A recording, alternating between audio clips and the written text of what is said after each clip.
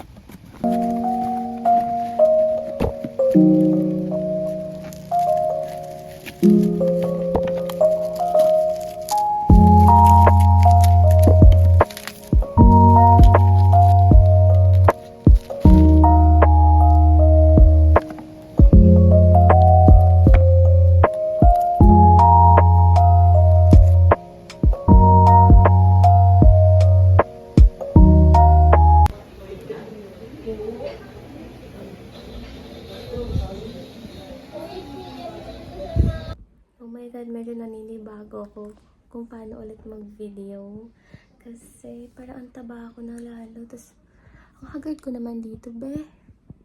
Ang oily ko pa, hindi pa ako nagsishower. So, kapag siguro may labas kami, isasama ko na lang din kayo. And I'm sure na late na rin itong ma-upload kasi wala pang ganap and almost 5 minutes lang yung na-edit kong video. After nun, wala na nangyari kasi puro lang ako by at work. Hindi ako mag-open. 11. Hello, good evening. It's already 6:31 in the evening. So, kakauwi ko lang galing work and then naisip kong ipakita sa inyo kung ano yung dumating. Actually, charger lang siya ng iPhone, which is itong gamit ko ngayon. Kasi yung iPhone na charger ko is sira na. So, bumili ako sa Ugreen. Hindi siya sponsored, but yeah, ito yung unang dumating. Yan natin isa. So, hindi siya sabay kasi separate ko siyang binili. Unbox lang natin to. So, ang laki ng lagayan niya. Tapos yung cord lang. Tapos ayan, nakalagay Ugreen. Ang umaga lang siya dumating. And inaantay ko kasi yung tawag nung rider. Kaso, hindi na siya tumawag kasi kabisado niya dito sa amin. So, looban pa kasi kami.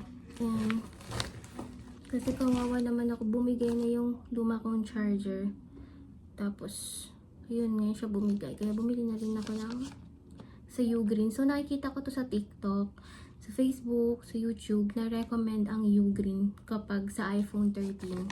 So, let's see kung talagang matibay siya. Pero marami naman nagsasabing matibay talaga. Hopefully, sana hindi na bumabalali yung battery health ko kasi 95 na lang yung battery health ko.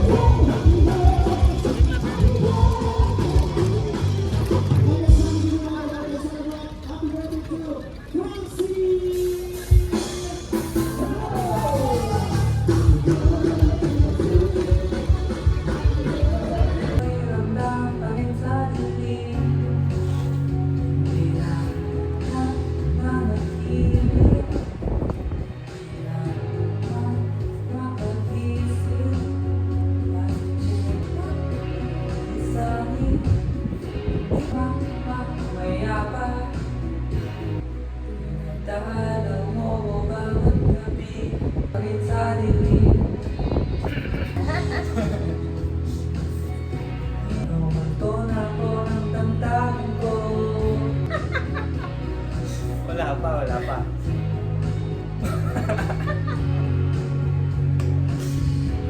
Ikaw rin.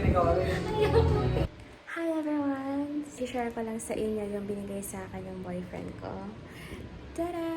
So I got a new bag. Hindi ko naman na-expect na bibilhan niya ako ng bag. Actually kasi, nag-uusap kasi kami ng sabi ko bibili ako ng bag dahil nga yung last na binili kong bag, baka kasi bumigay siya. So, hindi ko na-expect na bibili siya. And super cute niya. And pink. So, babae talaga ako dito. Yan, ang cute, diba? Thank you, love.